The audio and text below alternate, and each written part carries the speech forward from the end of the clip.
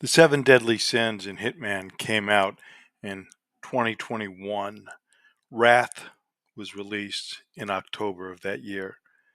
It's been nearly 3 years, and according to the leaderboard, fewer than 3,800 people have finished Wrath. I get it. It is completely everything I hate about the Hitman game.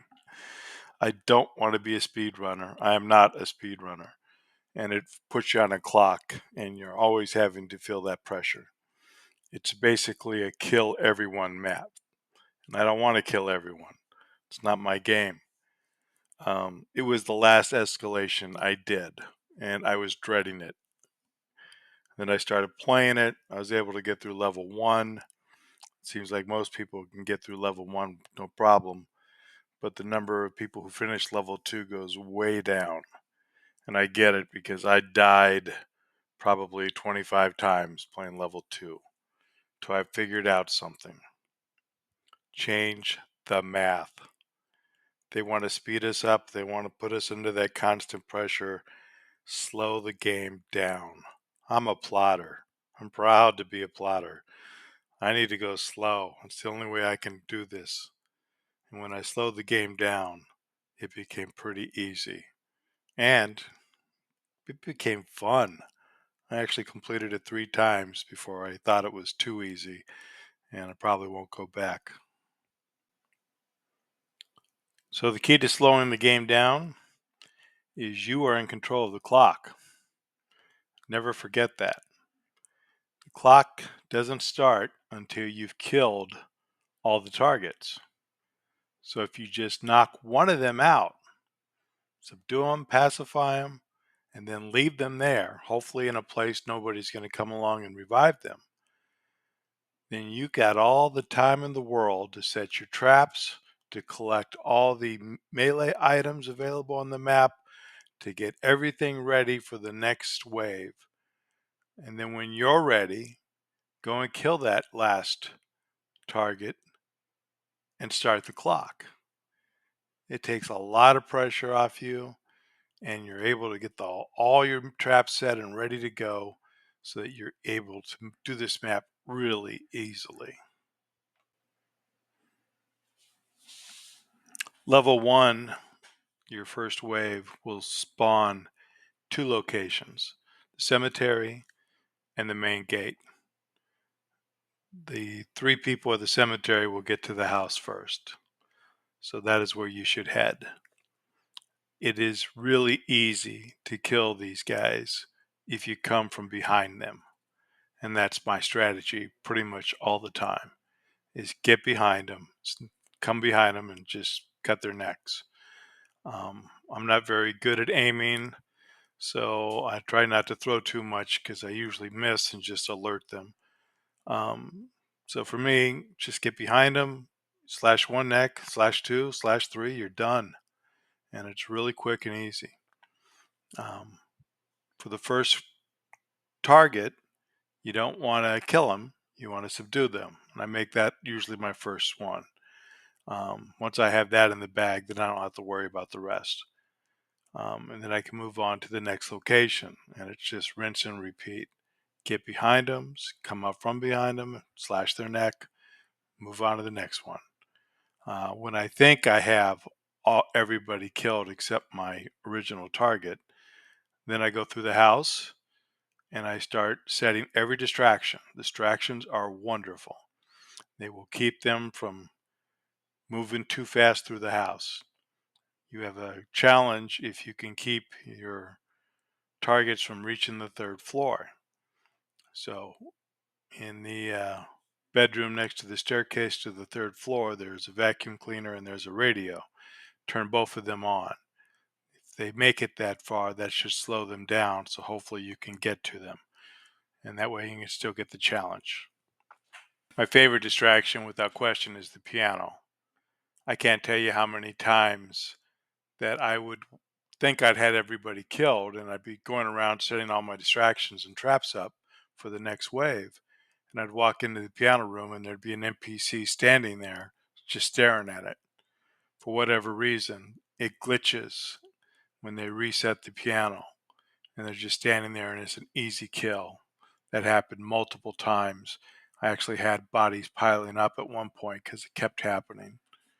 My next favorite distraction is the water control uh, at the cemetery entrance, the stairwell. They come up there. I usually do an electricity trap there to get rid of the vanguard so that whatever trap I have later will get the target. And there'd be an NPC would come over and he'd turn off the water, and then sometimes he'd glitch out and just stand there. And even when he didn't glitch out, he would stand there for like 5 seconds. And by then, I'm usually behind him and I can kill him easily. So those two are the best. But you always want to have distractions, as many set up as you can. It slows everybody down, and it will also isolate your targets and your other NPCs that you have to kill. The inhibitors and their guards will spawn at 4 different locations. First is by the tree next to the staff entrance. Second is at the greenhouse. Third is at the cemetery. And fourth is at the main gate. They arrive at the house in that order. So the first one to get there is the staff entrance. That's where you want to lie in wait when all 4 are coming. There's some grass there, perfect spot. You get inside there, you wait until they spawn. Usually it's 3, sometimes 4, but one will quickly head off and there'll just be 2 left.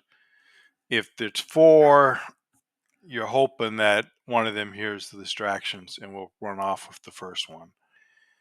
That doesn't always happen, unfortunately. Come up from behind them. I usually use the fish, knock them out. Their body's not going to be found there. Nobody else comes over there. They're not going to revive them. So now you're free to take your time getting rid of everybody else. Head over next through the outside. Don't go inside the house, but through the outside to the greenhouse area. Wait in the garden. The inhibitor there will set off his flare, and then he'll start coming. You have a guard with him. You can get behind him real quick and easy, and you can slash their throats before they know what's happening. Again, no shot being fired. And you're done with that one. That's one down. Head over to the cemetery entrance.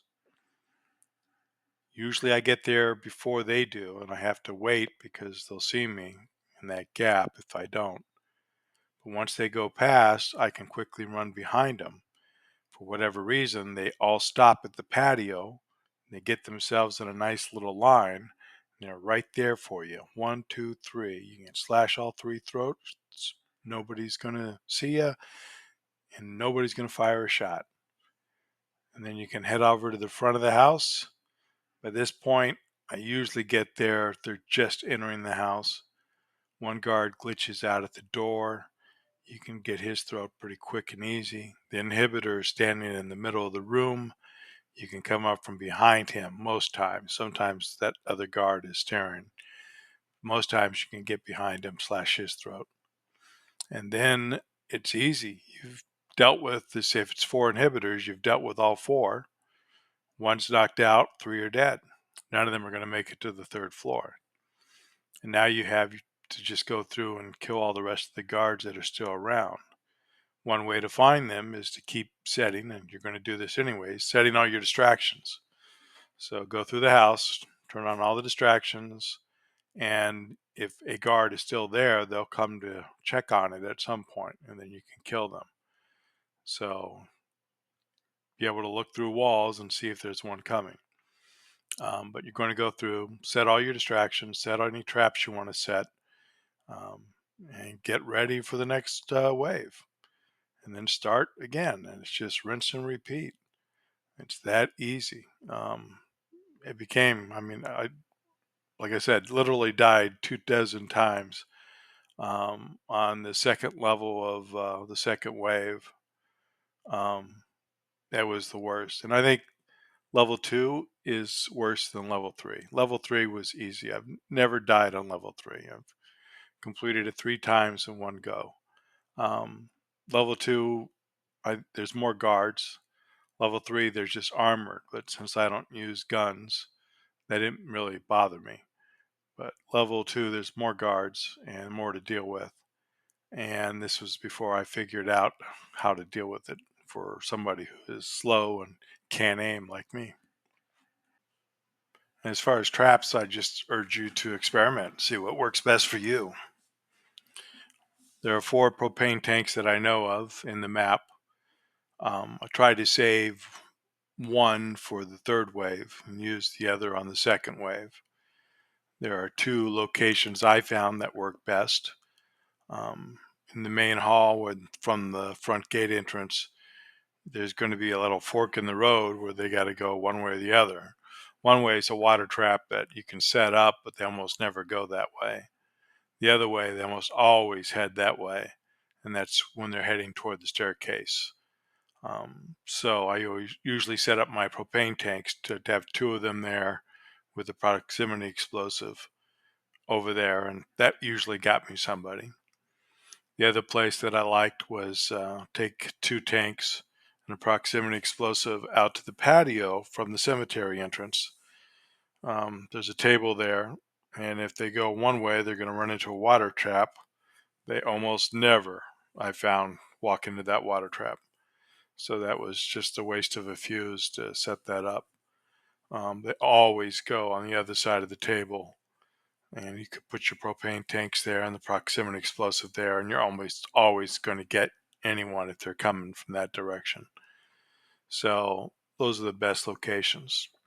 Also, if I'm worried that a somebody's going to be able to make it to the 3rd floor, there is a gas can right next to that staircase. So, and I've done this and actually worked for me one time. Um, I'll go ahead and loosen the valve and then put the proximity explosive on the gas tank so that if somebody starts heading up that stairs, they'll get blown up before they get there. Um, but you could try, experiment. There's some places where almost always netted me a kill, the electrocution kill. My favorite spot was from the cemetery entrance right after they go up the first set of stairs. There's a light and there's uh, a hose there. You can turn the water on, put a battery in there, put a coin down to just get their attention. And I think every time I did that, it got me a kill if there's somebody coming from the cemetery. There is, I think, one wave where they do not come from the cemetery, but other than that, it always worked. The 2nd floor, um, in the front hall area, there's a little space for a water trap, an electricity trap. That always seemed to catch somebody too. That space is narrow. You're going around the railing. Um, but it's also a spot where I like to travel a lot. So you have to remember where you set your traps so you don't walk into it. On the 3rd wave, you're not knocking anybody out. You're killing everybody. Remember to do that. Um, and once you get your green guns, then you can pretty much head straight to the exit. If you don't have green guns, that probably means that there's an NPC alive somewhere. Um, Best way to find them, again, set distractions. Eventually, they will respond to it and come, and that's how I isolate them and I can kill them. It's also the best strategy if there's a big group of them. Like I think there was one time I had 4 NPCs on the 2nd floor all standing next to each other. If I were to charge in there and start hacking away, I'd have been killed for sure. But by setting some distractions, one of them came downstairs, could kill him. And then the next one makes it a lot easier.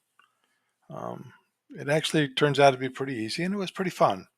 So I enjoyed this more than I thought I would. Um, and It's kind of a shame that only 3,800 people have made it to the end of 3. Because I don't really think it's that hard.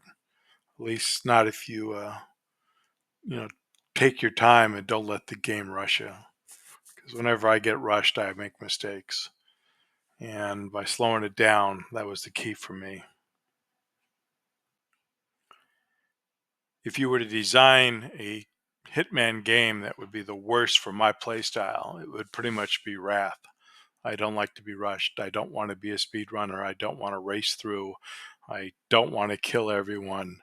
Uh, so this was pretty much my nightmare going in. But I hope these tips will help you, because they certainly helped me, and turn what I thought was going to be a really bad experience into kind of a good one.